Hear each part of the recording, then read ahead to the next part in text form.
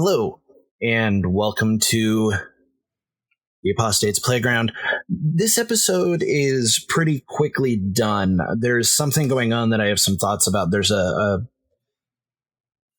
piece of word paper essay, a piece of journalism, piece of thoughts from the Religious News Network that have created some splashes. So this is going to be a little less thought out than the normal amount of not quite thought out enough that this production usually is. A little more seat of the pants, I guess, right? Little more seat of the pants. I'm wearing exercise shorts, so they're not going to stay on very well. I'm going to end this episode pantsless. That sounds like Patreon content. Don't. Sounds like OnlyFans content. Don't do it for free. If you're going to give it up, don't do it for free. Nope. And that sage advice is from me, Phineas, the Grand Marshal of this freak parade. And C, I don't know another parade reference for that. I didn't think that out. A parade reference? Yeah, Grand Marshal of a parade. Marches in front. And that's the drum major. Stick. What? Isn't that the drum major? I've never heard it called a Grand Marshal before. I don't know. I don't know enough about parades. Yeah, when I was in marching band, we had the drum major, but okay, maybe Grand Marshal, maybe it's somebody who's at the very, very front of the parade or something. I don't know. I've just never heard it before. I will be honest.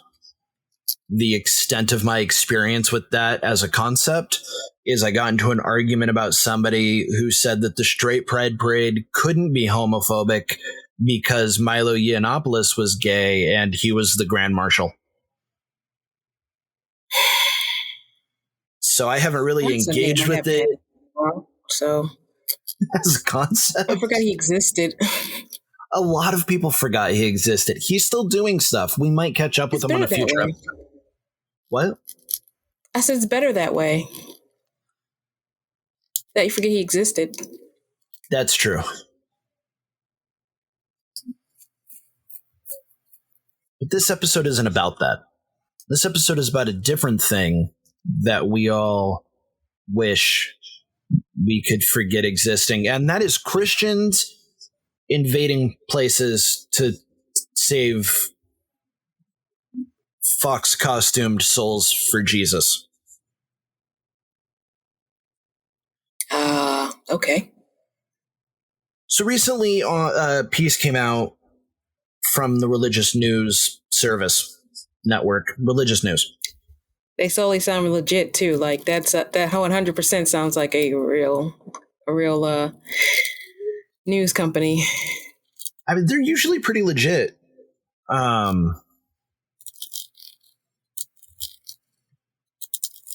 Yeah, I take information from there. They seem fine. I think they're university affiliated, but I can't be bothered to do Google on this episode any more than I already have. And it was a piece about Christian furries. And it was a piece about the Christian Furry Fellowship, which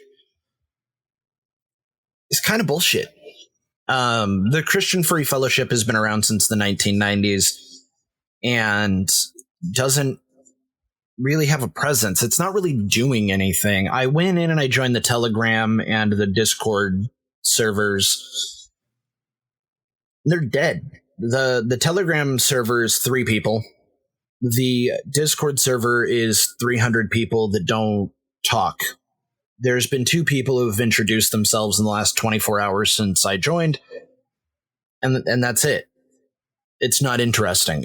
There's no there. In the piece, they focus on Hund the Hound, who is a YouTube personality with few thousand subscribers, I think.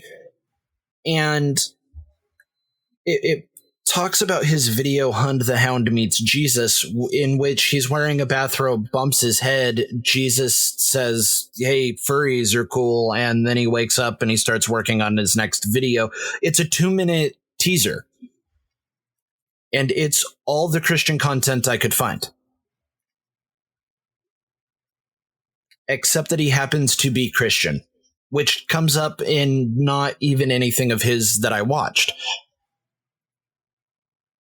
That came up separately in a documentary where, after I was reading and looking at things, I realized that these people are not interesting at all.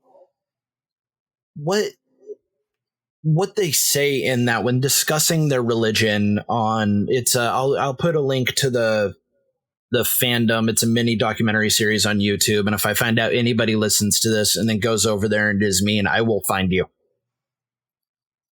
because it's uncalled for.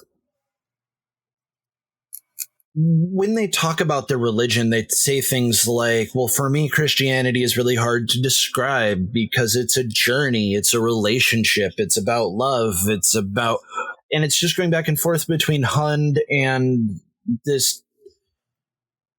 I will never remember this furry's name, but after I forget my children's name, I will always remember the red fox furry in a Panera Bread employee uniform. Okay. It will always stick with my mind because it tracks so hard. There's something about Panera Bread and the idea of furries eating and working there. If I walked into my local Panera, maybe this is just because I live in a really liberal area, but if I live adjacent to one. But if I walked into my local Panera Bread and there was just a furry behind the counter, I wouldn't blink. Maybe it's a me thing. I mean, we all live under capitalism, so. Well, and that's it, right? There's some places I wouldn't expect to.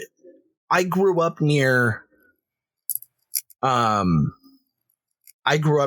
the Seventh-day Adventist gathering place in Oregon. It was in the opposite end of the city from me, which it was a very small city.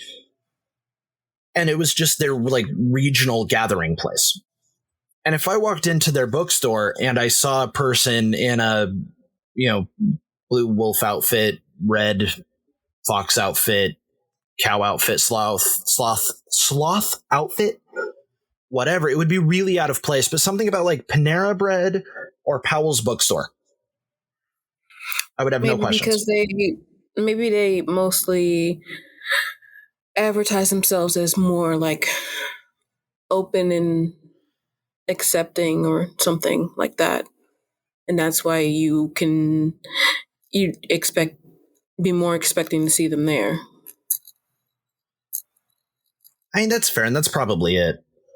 And there's a lot of spaces that pretend to be open and accepting that it would still surprise me to like see them be accepting of furries. Mm-hmm.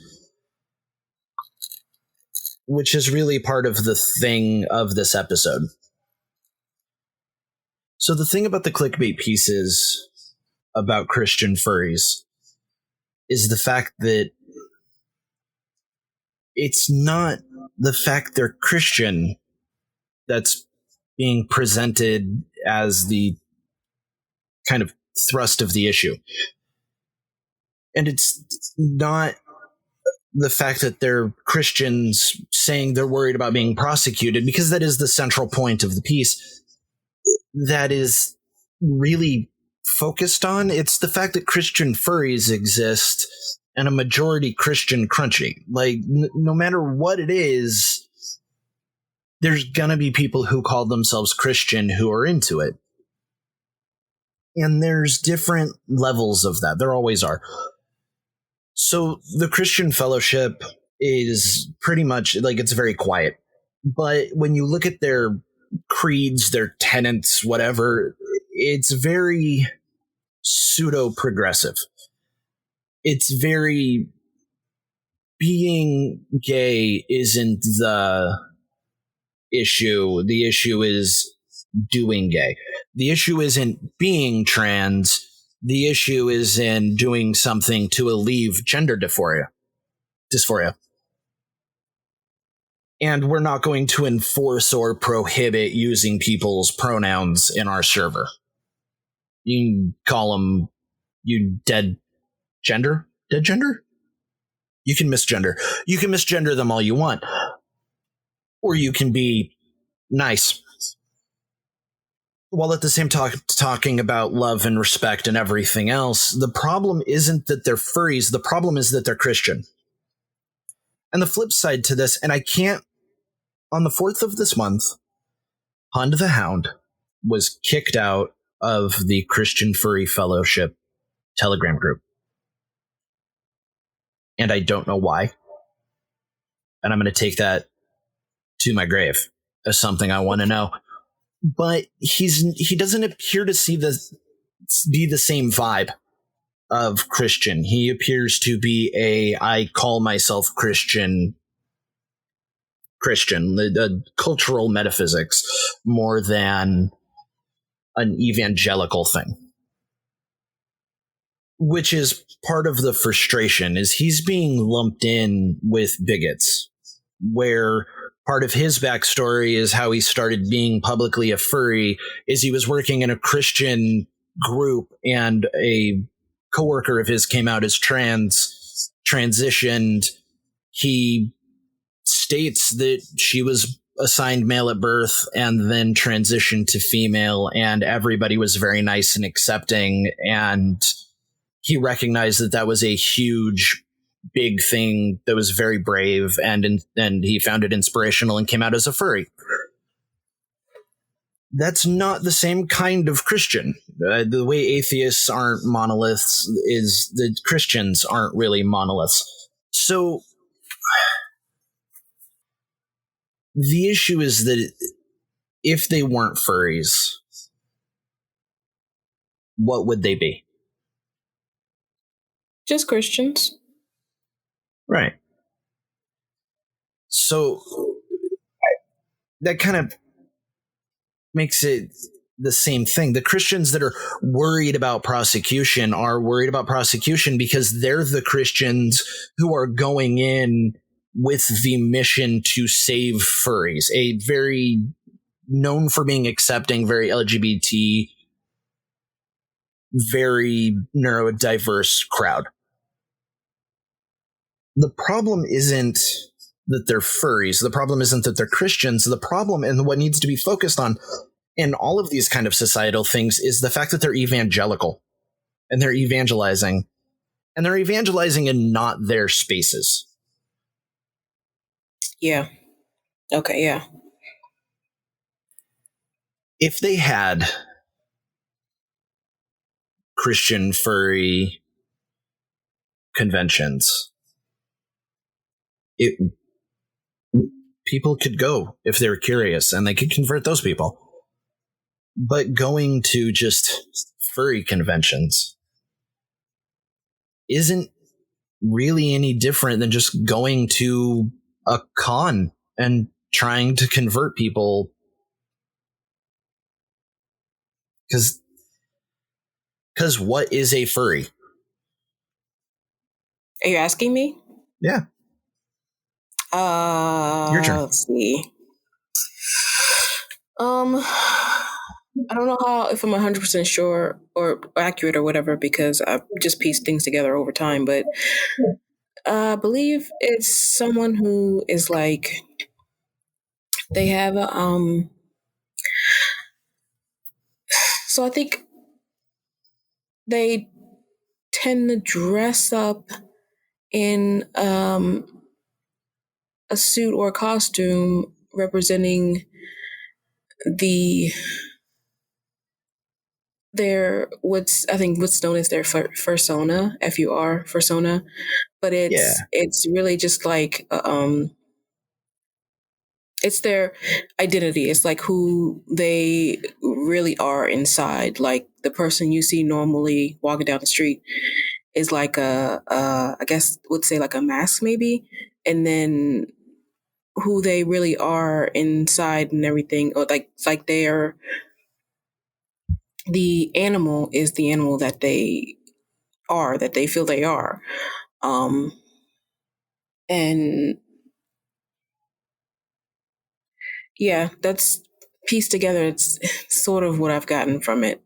I don't know how right I am, but it's like basically that's their identity. That's who they are, and um, yeah, Yeah. I mean, from everything I'm aware of, it's kind of a spectrum, and yeah, a oh lot yeah, of people, a lot of people use their fursona to exhibit their ideal self. yes. There was I don't remember if it was religious news service or if it was the website Fur Science, but there was a PhD student who was talking about how when he was just doing human person stuff, he was anxious, he was shy, he had a lot of social nervousness. He felt like he didn't really belong anywhere. And when he was doing the furry thing, he felt outgoing and friendly and fun. And so Felt it was a way comfortable. to, he felt comfortable. So it was a way for him to put out his best qualities. And there are people who abuse that. There are people who use it to act out their worst qualities. And that is according to survey data gathered by Fur Science, which does a lot of looking at what is going on in the furry community. But a lot of it is like, it's overwhelmingly positive. It's overwhelmingly a way for people to get out the good qualities they want to exhibit. Yeah,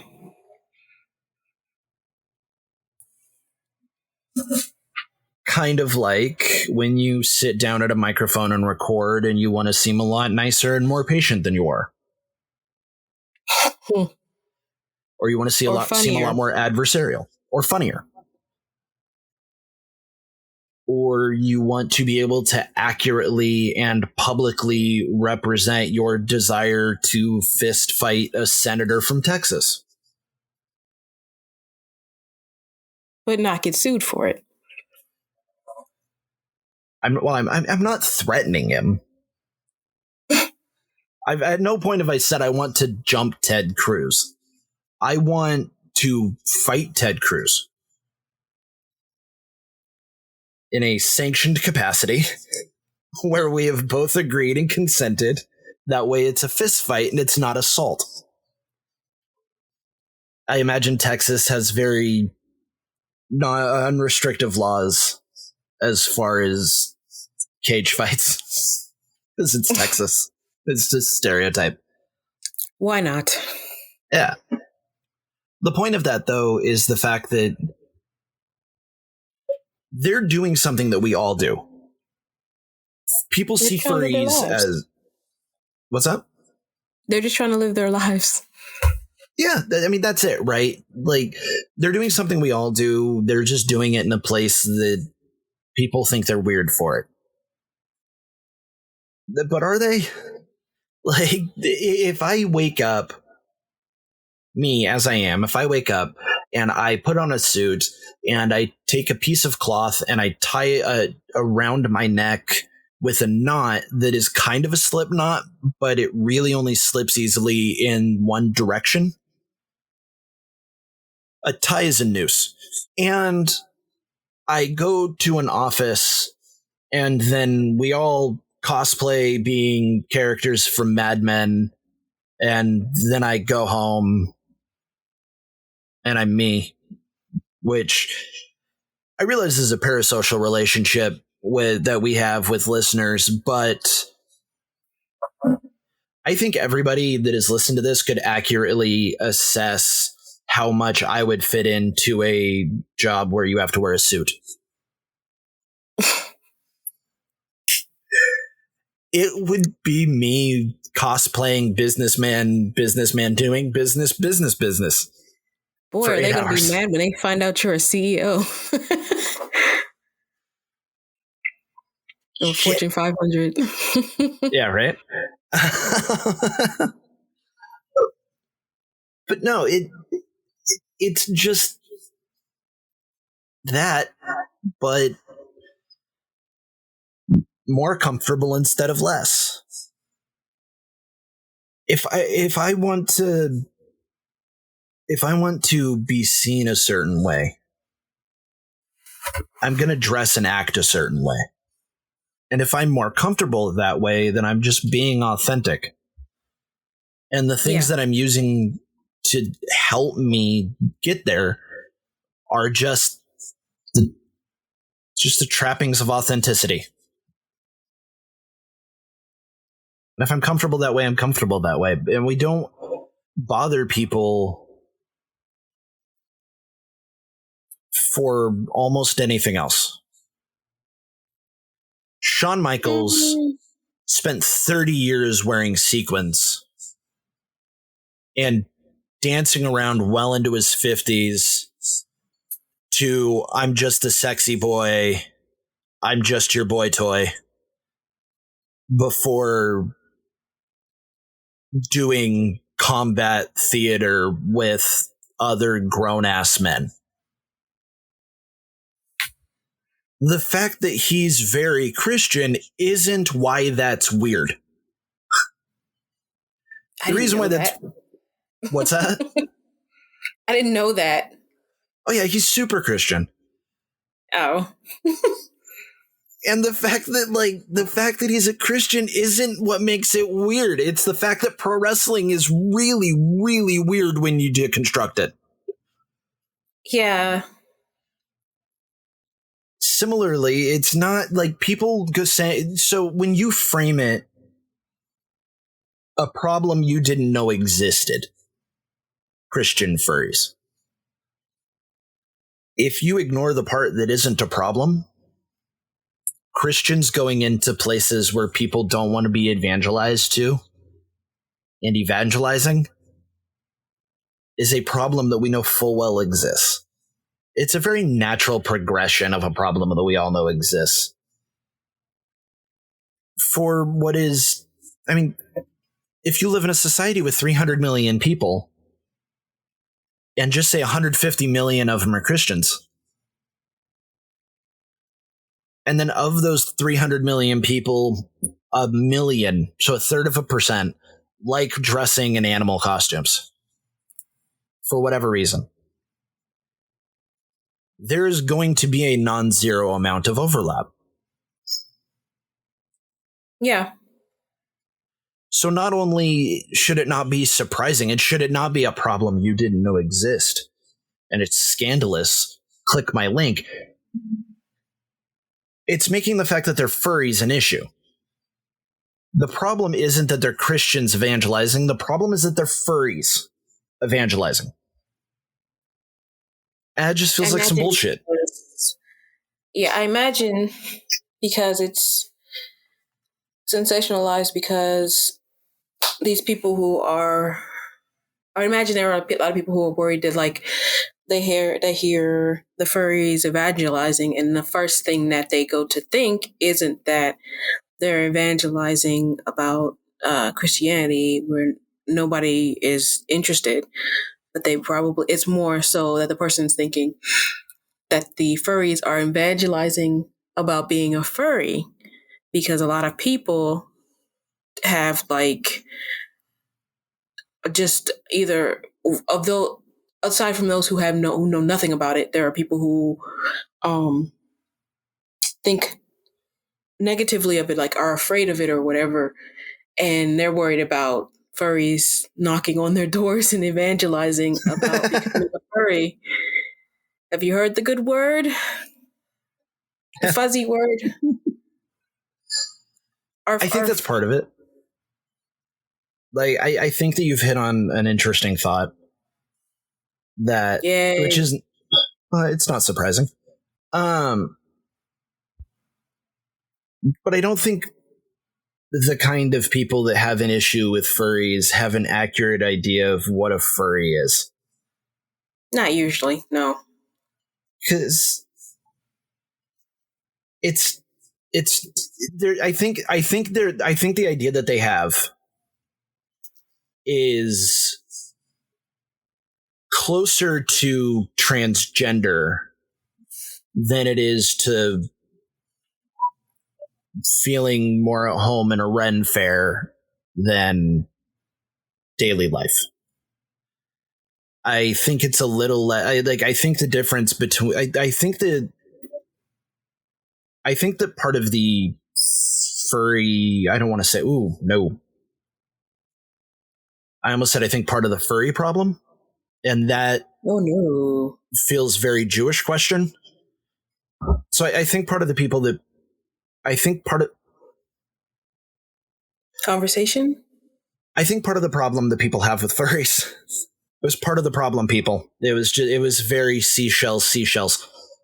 Oh, okay. I think part of that is the fact that, like, if you feel more at home in like Victorian style dress, if you feel more at home in like 60s mod fashion or tweed, nobody's really going to bat an eye. They're going to think you're a little bit of an oddball, but that's just how you like to dress. It doesn't matter that it's a way of presenting yourself that feels more comfortable.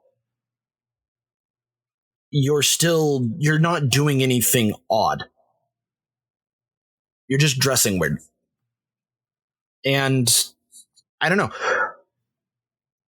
I've never really seen anybody react with like big negative impulses because somebody's dressing weird to be comfortable.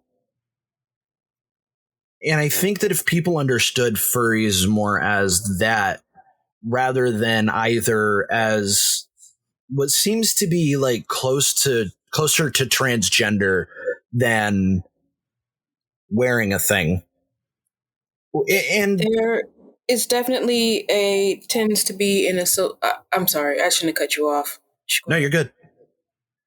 I was going to say there definitely is tends to be it's par for the course, I guess, for people who are like outraged or worried about like the aberration or differences or whatever is the whole idea of deviancy.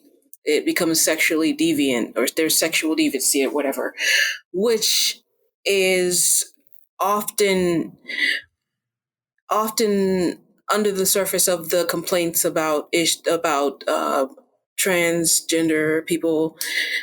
And I think I have in fact heard of there's definitely been jokes and stuff about sexual deviancy involved in the furry community. Like it's like, oh, you're automatically sexually deviant, and it's like usually a concern people have about a community that they don't know or understand, or Right. want to And that's, make a bad guy. yeah, and that's the other major conception of furrydom. Freedom. Is that it's strictly a kink, right? Yes. And that's not remotely true. Furries, so to bring the metaphor full circle, some people like to dress like animals and fuck other people dressed like animals. And that's fine. There's no issue with that. As like there's no issue with that outside of like normal sexual morality. And I don't see it as any different than if I don't see it as any different than if, the podcast gets together and has a Peaky Blinders era themed thing and there's hoop skirts and tweed and then it's, fucking an old timey underwear and a corset. Outside of normal sexual morality, There's nothing wrong with that. And everybody would agree there's nothing wrong with that. And quite frankly, I like dressing in tweed. I think that late 19th century, early 20th century, we kind of came in a hard second place on male fashion. But it's considered deviancy when the participants look like cartoon characters. Yeah. And when big name atheist groups focus on that and act like that's weird, it seems like it does harm to the furry community. And Well, there's it paints them with it paints a community with a very broad brush about this is all they're about. This is why they're wrong. This is what they're all about. And yeah. right. It pulls the focus away from the fact that the issue isn't that they're Christians and the issue isn't that they're furries. The issue is the fact that they're evangelizing. Because when you do that, you don't want young furries to meet Jesus. You want to hold on to your sexual deviancy. You furries want to sin. When really it's just about that's not the place for that. You're going into a space where that behavior is not wanted and you're doing that behavior.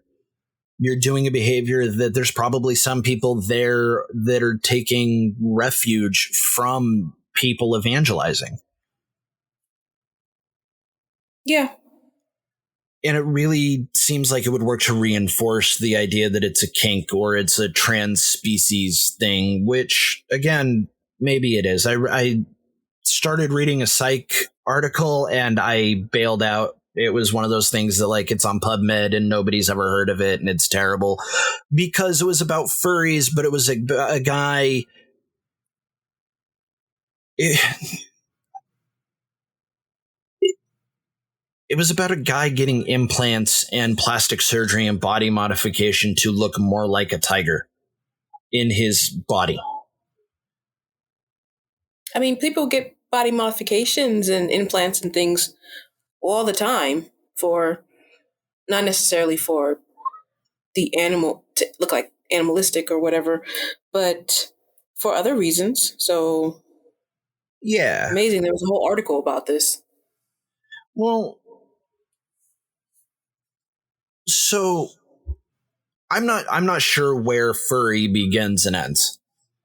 I don't know if he qualifies as a furry, but it seems to be a dishonest framing to say we're going to talk about furries and what is it to be a furry. This guy wants to get plastic surgery to become a tiger human hybrid.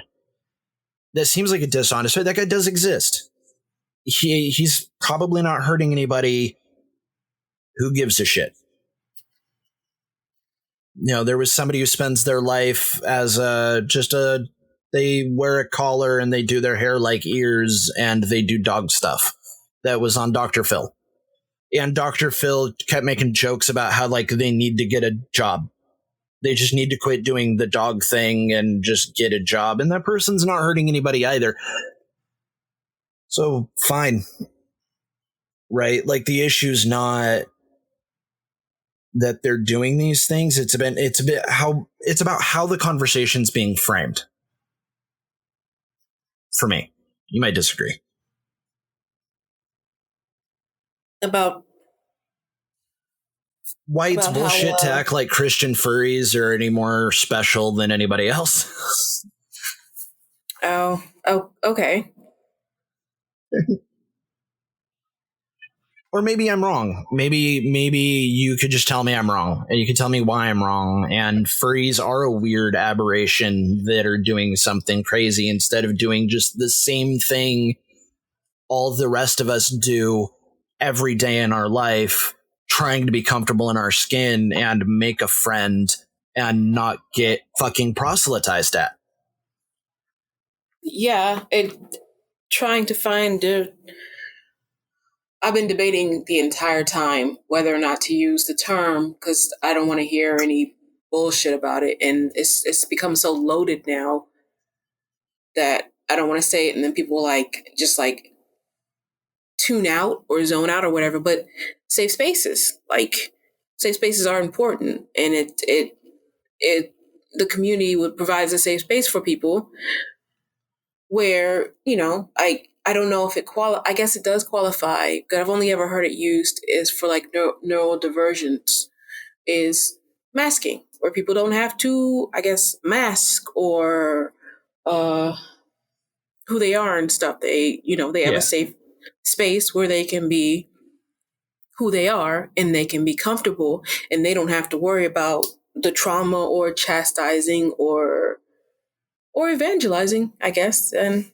they don't have to worry about dealing with the things that they deal with on the regular day outside the community. And yeah, sorry, I had a plan with that and lost it No, halfway it's good. through.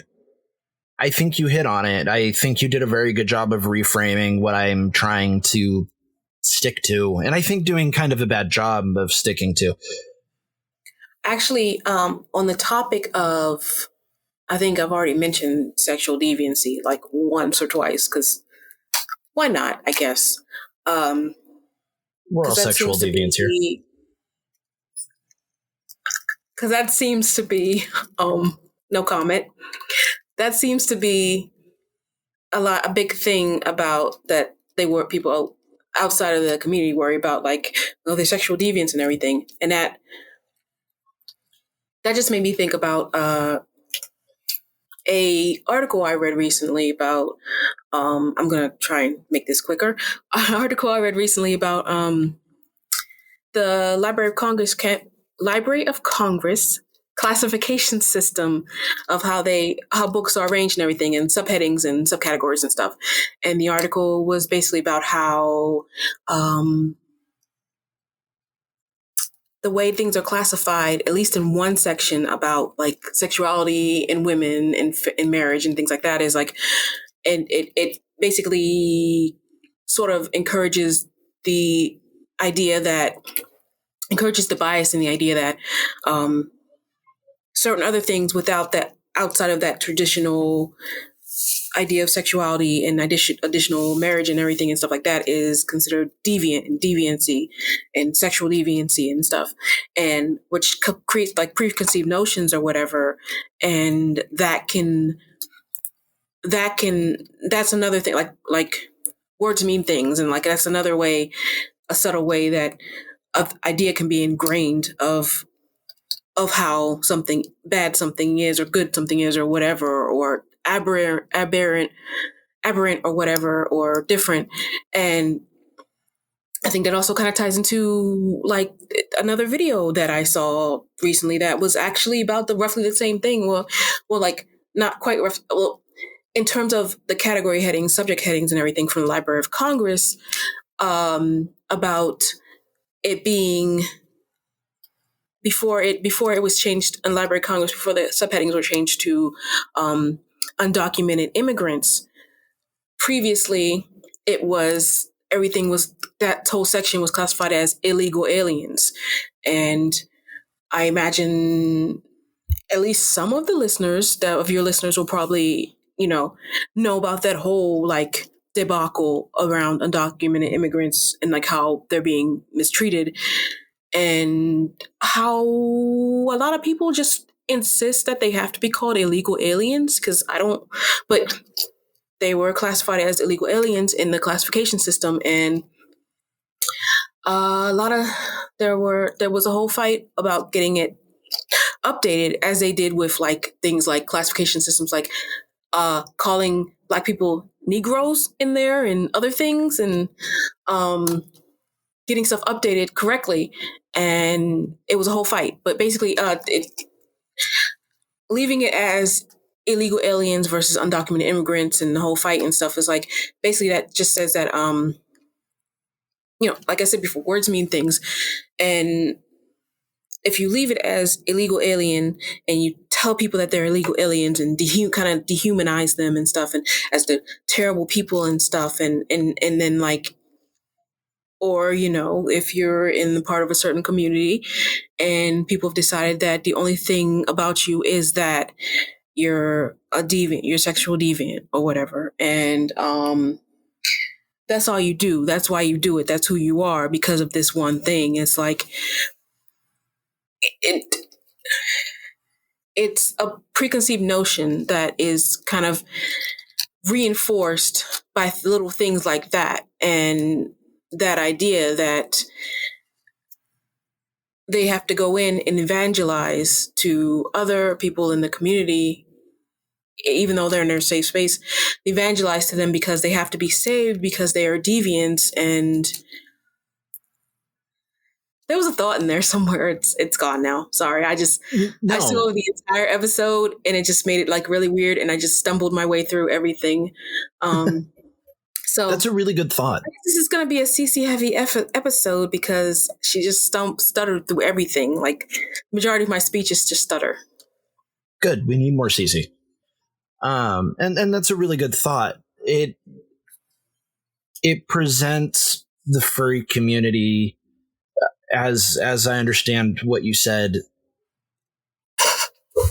If you look at it through like critical theory, right?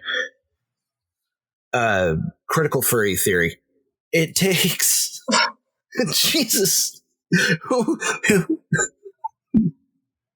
somewhere Ron DeSantis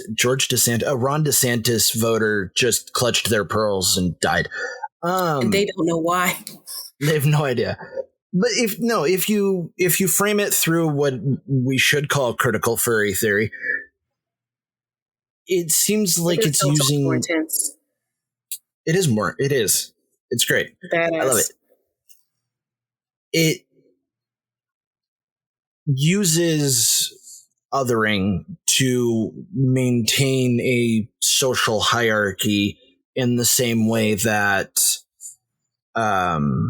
critical race theory would see being done with race. I'm not saying furry is a race, obviously, but from what you were saying, it seems like it's kind of the same thing where or I guess if you look at like queer studies and power structures surrounding that, it's a literal 1-to-1 straight across where queer folk occupy a lower place in the social hierarchy that, by converting and giving up your ways, you can climb the rungs of social power.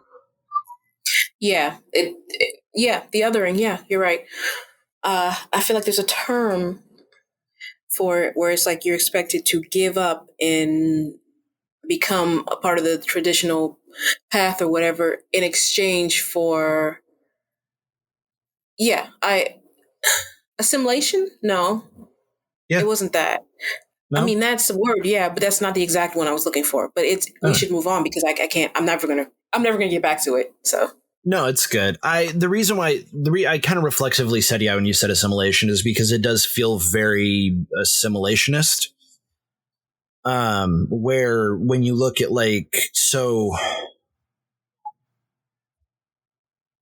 before the 13th Amendment, there was strong assimilationist views in the North, where the people who were arguing for abolition were arguing that slaves should be able to come to the North and then behave in ways that made white people comfortable. Yes. And it feels like very similar to that, where come here and act in a way that makes me more comfortable. And it feels like come here in the way that I want you to do. to make me feel safe and accept you. Right. So it seems like that's a very easy way to tie into kind of what's happening with the way that Christian furries are being looked at right now, and the not mass media, the very small media,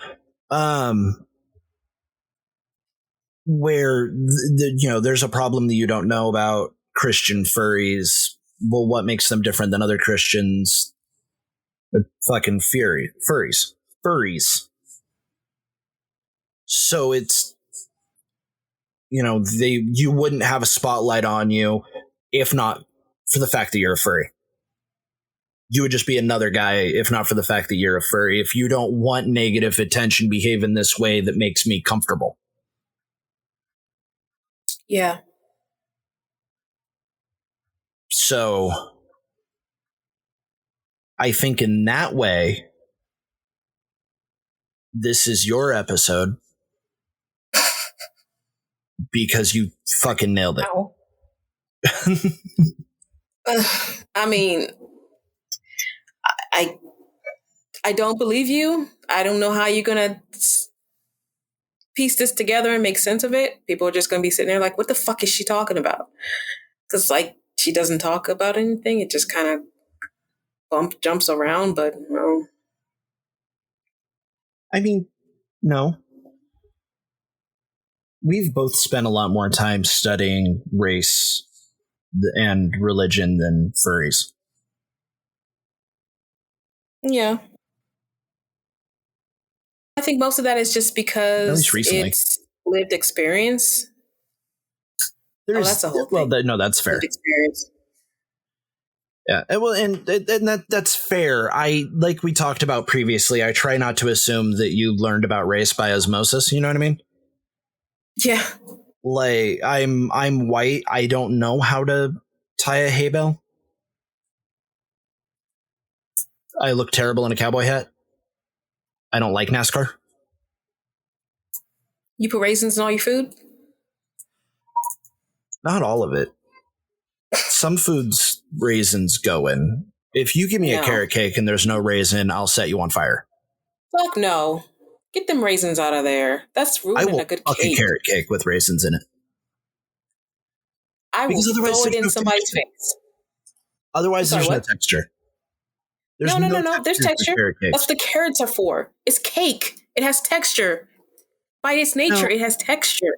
Cake doesn't have texture. Cake has sponge. That's a texture. No, it's gross. I don't like cake. So then you put more carrot in it, or you put carrot like shavings in it, so it has texture, like crunchy texture. If you put more carrot shavings, gummy raisins in there. If you put more carrot shavings in there, it's gonna be like you're eating a really like tendony steak. Like it's just gonna be slivery. It's not gonna be good. And somehow the gummy gooey ass stick to your teeth raisins makes it. What the fuck kind of raisins are you eating? I said raisins. I didn't say put cream of raisin soup in it. Raisins are chewy and gummy, and like they stick to your teeth when you bite them. Raisins are dry because they're raisins. Yeah, but it doesn't stop them from being like chewy and gummy. Are you sure you're not talking about grapes and syrup? No, I'm talking about raisins. What the fuck kind of raisins do you buy? I have never had that issue. I've chewed raisins before, and they're like. Well, everybody's chewed raisins before. It's not a good texture. It's not. No, raisins are terrible. Chewy. But you just said you put raisins in stuff. They're terrible. Then why you put them in stuff? Carrots are terrible too. I still like carrot cake. Carrots aren't terrible. Carrots are awful. Carrots are good. Eating a carrot is chewing on a branch with beta carotene in it. And this is why my fursona isn't a horse. How do you say carrots are terrible and raisins are terrible and then still love carrot cake with carrots and raisins in it? What is happening? Have you ever drank vinegar? Just chugged it. Just straight No. chugged vinegar. No, because it would be terrible. Have you ever eaten something where vinegar is an ingredient? Yeah. Right, and that can be pretty good. Why are you comparing food to vinegar? Like you don't just chug vinegar. Like nobody does. Right, because it would be terrible. That's not even considered like a food or a drink on a regular basis. Also, I think pretty sure that would make you sick. What are you talking about? Vinegar is absolutely a food. You put it in dressings. You can put it. There's some soup recipes that call for it. Use it in pickling. It's not something that you would. It's not in the sense that you would drink it by itself on a regular just to drink it. Like I'm pretty sure you would get sick because it would be terrible. No, it would make you sick. But it's yummy as an ingredient. Carrots make you sick.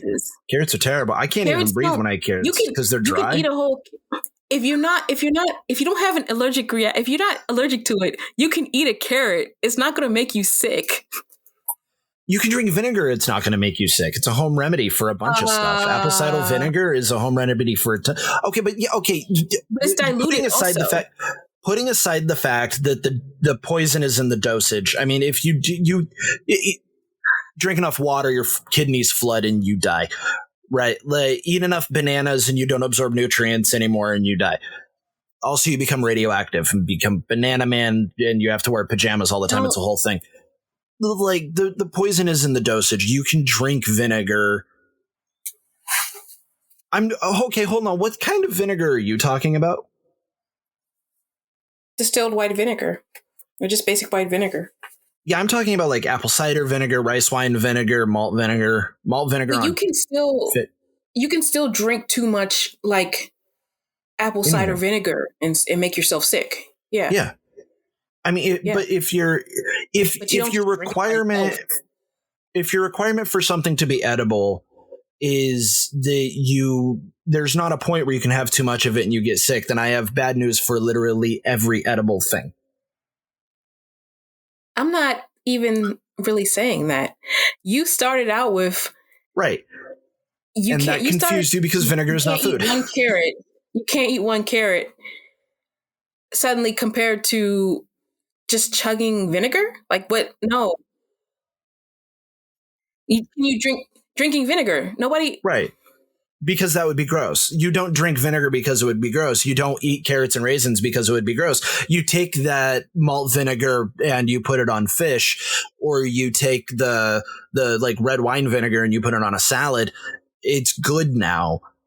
Whereas just by itself, it's gross. Raisins and carrots are gross. You put them together in a cake and they're good. How did we get here? We felt like we needed a tangent for me to pull out and put on YouTube. See, I wasn't aware of that. I wasn't either. I have no idea how we got here. I'll let you know when I go through and edit it.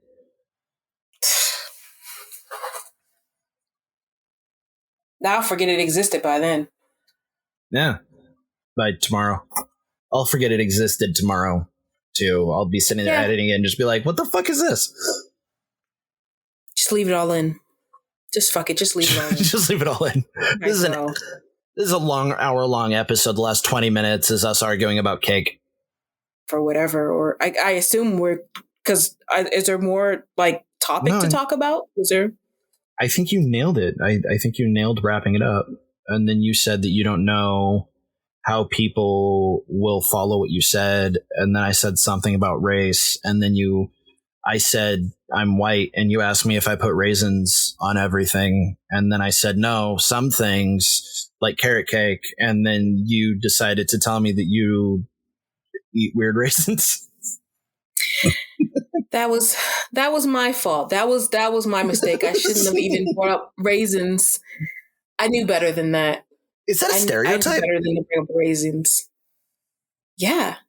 That's a stereotype? White people putting raisins in everything and a lot of stuff. Shit. Yeah, there's like also there's a whole bunch of, I guess it's become a joke now mostly, but there are quite a lot of recipes out there that involve raisins in them when they don't normally have raisins. I guess that makes sense. Like, I dodge raisins at the store. I go to the store and I'm like, oh, I want some cinnamon bread, and then they're like cinnamon raisin bread, and I'm like, no, that doesn't. I just want some cinnamon bread. I can't Nutella. trust most chocolate cookies. Yeah, because people are fucking wild. You can't tell off the bat if it's raisin or chocolate chip. No, it's not worth it. It's a gamble. No, it's not worth it. Like eating poison. There's only 2 added foodstuffs that are allowed in chocolate chip cookies, and that is peanut butter. Yeah. And if it's white chocolate, macadamia nuts. Yeah. Beyond that, like, keep your raisins out of my fucking chocolate. I don't think about it. Am I white? This has been bothering me a lot recently. Am I white? What is white? There is a field of study called critical white studies that asks the question, what the fuck even is white, and how did we end up doing that in the first place? Is it really? Yeah. Wow. I have here. Yeah, I didn't know there was a part where it was like critical white theory, or. Yeah. It's literally just how did we end up with white people in charge, basically? How and why did we invent whiteness? Well, then I guess I think I'm gonna go ahead and I guess put it out to your listeners or whatever to, I guess, tweet at the main the main show's Twitter about horrendous abomination recipes involving that were great until somebody added raisins to them.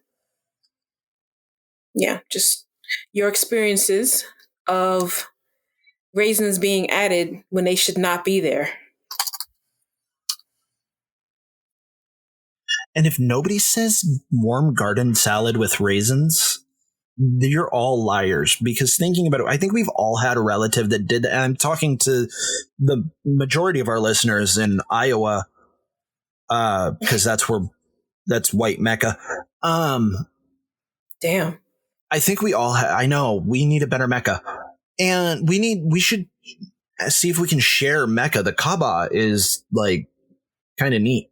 But no, I think we all have relatives that have been like, you know what'll go good in this salad? Fucking raisins. And that's at apostasy powered.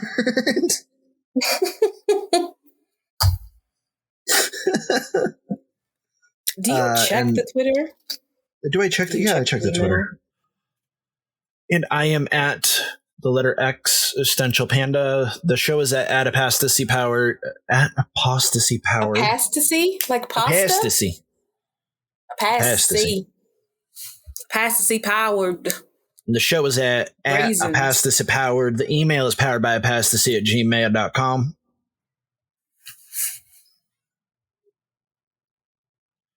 The website is powered by apostasy@gmail.com. The Patreon and PayPal are in the show notes.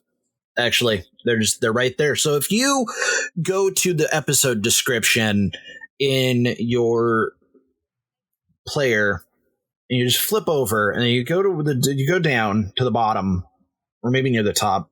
I haven't decided where I'm going to put them yet. There is a PayPal link and a Patreon link. And if you want me to care about your thoughts on the show direction, you should click one of those. And also I'll say your name on the episode. Oh, that's nice. I will. It's true. I've also started the last couple episodes when I get done with them. There's been about a week in advance, and I've thrown them up on Patreon. You can click the link, and it takes you to the Libsyn website. Yes. But it takes you there before it goes public. Yeah. And we're at some point, I don't fucking know when. We haven't nailed down a date, but soon. We'll be going through Ken Ham's book, Divided Nation, and doing a thing about that. And we've been discussing a series on YouTube where we go to Prager University. So look forward to 'Cause I'm that. apparently not And going to enough university right now. oh no, Yeah. there's 3 voices that pop up on the podcast, and there's 2 universities that have been attended, and a college. So we need a 3rd university. So we're all going to learn how to be conservative. Yay. Yay. And as a reward, I'll start wearing pants when we record. Okay. I mean, you do you, I guess. You sounded really unsure about that. I don't know what to say. I mean, Aw. go you. Aww. I don't. Don't wear pants.